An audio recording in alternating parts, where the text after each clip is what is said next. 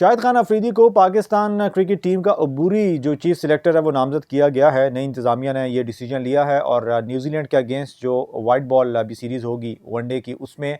Team का ऐलान यही करेंगे, यानी शाहिद खान अफरीदी। इस पर कुछ लोग खुश भी हैं, कुछ लोग इस पर जो एतराज़ भी कर रहे हैं। बहरहाल उसकी डिटेल में हम नहीं जाएंगे। मैं आज की इस वीडियो में आपके साथ बात करूँगा, एक तो रमीज़ राजा के टिनोर के हवाले से, और दूसरा ये नई इंतज़ामिया जो अब आई है ये कुछ ऐसे डिसीजन जो है वो लेगी जो मैं आपको पहले से प्रिडिक्ट कर रहा हूँ, उससे टीम का माहौल थोड़ा सा मुझे ख़राब होता दिखाई दे रहा है। वो क्या होगा, आज की इस वीडियो में बात करते हैं। सबसे पहले मैं रमीज़ राजा के टेन्योर के हवाले से बात करूँगा। देखिए, जब रमीज़ राजा ने चार संभाला था तो मुझ जैसे क्रिकेट फैंस जो है उन्होंने बहुत ज़्यादा उम्मीदें उनसे बांधी थी कि वो चूँकि एक इंटरनेशनल कमेंटेटर हैं और क्रिकेट फर्टर्निटी के अंदर काफ़ी अरसे से वो मौजूद हैं, तो वो पूरी दुनिया के जो क्रिकेट का एक कल्चर है उसको समझते भी हैं, तो वो पाकिस्तान के अंदर बड़ा अच्छा लेकर चलेंगे। दावे भी उनकी जानिब से बहुत ज़्यादा किए गए। ड्रॉप इन पिचेस उन दावों में एक सबसे बड़ा दावा था, और उसके अलावा कि वो ग्रास रूट लेवल से क्रिकेट को जो है वो बेहतर करेंगे और यहाँ से इन्वेस्ट करेंगे ताकि नीचे से प्लेयर जो है वो तैयार होकर जाए। लेकिन ये सिर्फ बातें ही रह गईं। हमने देखा कि क्लब क्रिकेट ख़राब से ख़राब होती चली गई, और जो है ऊपर लेवल की जो क्रिकेट है उसमें इसमें कोई शक नहीं है कि खिलाड़ियों की सैलरीज इंक्रीज़ हुई, लेकिन बात सिर्फ वही है कि जो चीज़ दिखती है वही बिकती है। जो चीज़ स्क्रीन पर आ रही थी वो चीज़ तो बेहतर थी, लेकिन नेशनल लेवल पर क्रिकेट जो है वो बर्बादी के अलावा कुछ भी नहीं थी।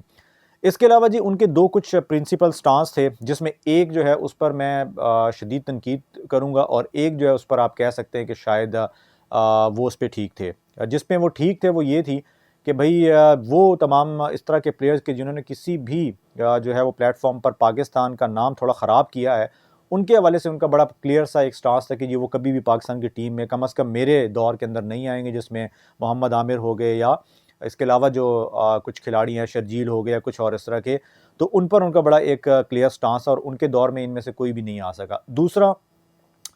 जो सीनियर तरीन टीम के खिलाड़ी थे, रमीज़ भाई हमेशा से ये बात करते थे कि जी यंगस्टर्स को प्रमोट करना चाहिए, और उन्होंने आहिस्ता आहिस्ता वक्त गुजरने के साथ साथ सीनियर जो खिलाड़ी थे हमने देखा कि वो टीम से साइड पर होते चले गए। जिसमें मैं शायद यही कहना चाहूँगा कि अगर प्लेयर जो है वो एक अच्छी फॉर्म में है और फिटनेस उसकी ठीक है और वो टीम का माहौल नहीं ख़राब कर रहा, तो मेरे ख्याल में उसको ज़रूर जो है वो आगे लेकर चलना चाहिए, और ये इस तरह बिल्कुल भी नहीं सोचना चाहिए। तो खैर इस पे मैं थोड़ा सा उनके साथ इख्तलाफ करूँगा।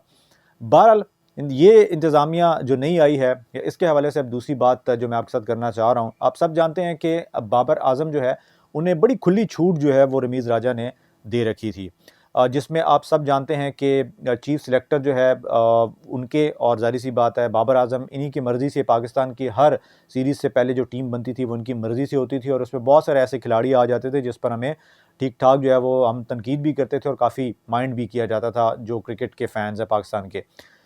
एक टाइम था जब उन्होंने हसन अली को बहुत ज़्यादा आउट ऑफ द बॉक्स जाकर सपोर्ट किया, बाबर आज़म की मैं बात कर रहा हूँ, और 2021 के वर्ल्ड कप के बाद जो है जब बहुत मजबूर हो गए कि यार अब इनको जो है वो शायद मैं नहीं डिफेंड कर सकता, तो हमने फिर एशिया कप में देखा कि वो उनको ड्रॉप किया गया। इस तरह के बहुत सारे और भी खैर फैसले थे, उसमें से एक रिजवान के हवाले से भी अक्सर बात की जाती है। बाय द वे, आगे बढ़ते हैं। अब मसला ये है कि जब नई इंतज़ामिया आई है तो इस इंतज़ामिया के अंदर कुछ लोग ऐसे हैं कि आप सब जानते हैं कि वो बाबर आज़म पर ठीक ठाक तनकीद भी किया करते थे, उनकी कप्तानी के हवाले से भी, और कुछ रिजवान और बाबर की जोड़ी के हवाले से भी बहुत बात होती थी कि इनको किसी एक को नीचे आ जाना चाहिए, और कुछ कहते थे कि जी बाबर को तीनों की फॉर्मेट की कप्तानी नहीं करनी चाहिए। कुछ सरफराज के हक़ में बात करते दिखाई देते थे कि सरफराज से बहुत ज़्यादा ज़्यादती हो रही है। तो ये तमाम तर चीज़ों को अगर देखा जाए, let's talk about Sarfaraz Ahmed and some of other players के जिनका बड़ा हाईली चांस है कि वो पाकिस्तान की टीम में कम बैक करेंगे। सरफराज इन टेस्ट क्रिकेट ऑब्वियसली इन है। इसके अलावा शर्जील खान मुझे वाइट बॉल क्रिकेट के अंदर दिखाई दे रहे हैं, इमाद वसीम मुझे वाइट बॉल क्रिकेट के अंदर दिखाई दे रहे हैं, और कुछ शायद मज़ीद तब्दीलियाँ भी हो सकती हैं। लेकिन मैं ये वो नाम ले रहा हूँ कि जिनका शायद बाबर आज़म के साथ कोई बहुत ज़्यादा अच्छा रिलेशन नहीं है। सरफराज ऑब्वियसली चूँकि सेंट्रल कॉन्ट्रैक्ट का हिस्सा है और वो पाकिस्तान टीम में शामिल हैं, टेस्ट स्क्वाड के अंदर खिलाया उनको काफ़ी अरसे से नहीं जा रहा, बट जब आप सेंट्रल कॉन्ट्रैक्ट के अंदर रहते हैं तो फिर आप बहुत सारी चीज़ें नहीं बात कर सकते उसके हवाले से, किसी भी चैनल के ऊपर या किसी भी वीडियो पैगाम में कुछ भी कह नहीं सकते, तो पाबंद होने की वजह से उन्होंने कुछ बोला नहीं है अभी तक खुल के। दूसरी बात ये है कि इमाद वसीम हो गए या शर्जील हो गए, ये वो लोग हैं कि जो बाबर के दौर में आहिस्ता आहिस्ता उनको साइड लाइन किया गया और ये बिल्कुल साइड पर हो गए। तो इमाद के साथ जो क्लैश था वो ऑब्वियसली पीएसएल में कराची किंग्स में होने की वजह से खुल के को बहुत इमाद ने भी नहीं बोला। लेकिन मेरा क्वेश्चन ये है कि अगर ये तमाम तर लोग जो है ये वापस आते हैं और टीम के अंदर शामिल होते हैं, तो क्या टीम का माहौल वैसे ही रहेगा? सवाल ही पैदा नहीं होता। स्ट्रेट अवे मुझे तो लग रहा है कि टीम के अंदर ग्रुपिंग जो है वो शुरू हो सकती,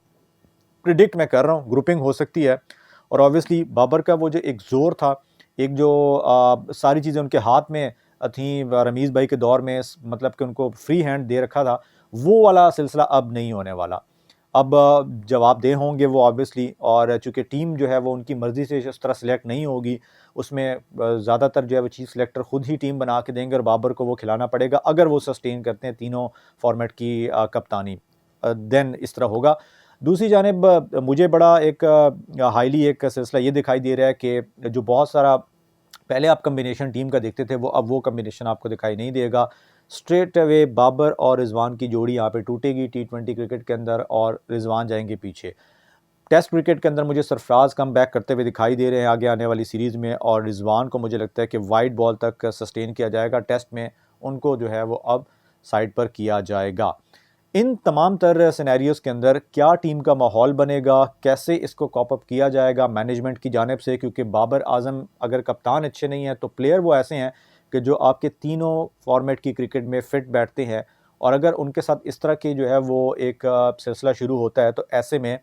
उनके जो हक़ में प्लेयर्स हैं, जिसमें शाहीन अफरीदी हैं, हारिस रऊफ़ हैं, शादाब हैं या कुछ और हैं, तब क्या सिलसिला बनेगा, ये क्वेश्चन मार्क है। तो आप लोग भी कमेंट सेक्शन में बताइए कि आप इस हवाले से क्या सोच रखते हैं, इस पर ज़रूर बात कीजिए, और मुझे दीजिए इजाज़त। अल्लाह हाफ़िज़।